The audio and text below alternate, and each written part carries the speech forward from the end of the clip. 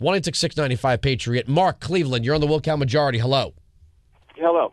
Just because you say we're right, they're wrong a million times an hour, it doesn't make it true. Absolutely. Like Actually, it does.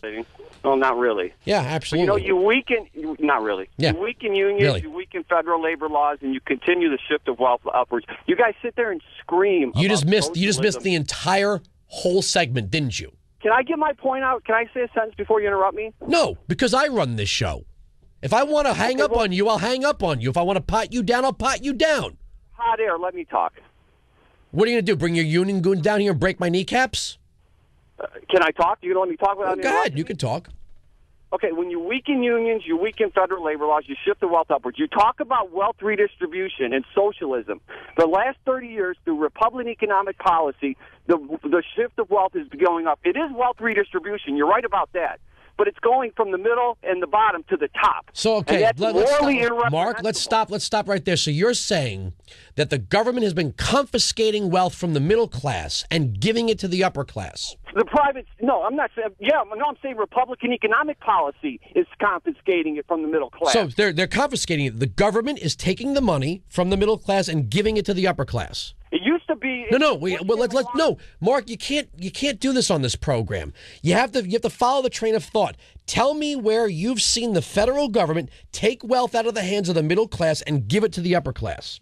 Okay, I will right now. Will you? If you won't interrupt me.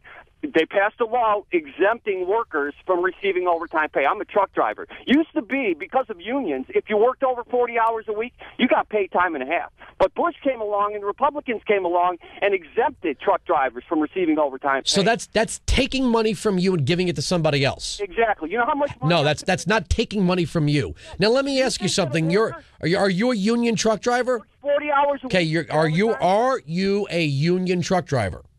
Yes. Okay. Can you live in the same hours. Can you let me finish? You wanted to talk and now you're like a typical progressives. You whine and complain that you're somehow the victim, and then you turn around and do exactly what it is you're bitching about. Responding to what I say. Okay. No, I'm asking you a simple question. As a union truck driver, can you live in a world with me if I'm an independent truck driver? Yes or no? Do you think that All right. Thank you very much for the call. You have a nice day. This is stereotypical. This is the stereotype here. It's like everything else. We need a civil tone here, which really means you need a civil tone. If he's going to complain that I wasn't letting him talk, and then he turns right around and tries to talk over me, that is a stereotypical progressive. Right there. The question was going to be, can union truckers work side by side with non-union truckers and independent owner-operators? The answer is, by and large, no. The union truckers, the unions, don't like the fact there are owners and operators and independent truckers who aren't paying into their union. They want every single trucker organized under the Teamsters or the AFL-CIO or some other organization. I'll debate with anybody.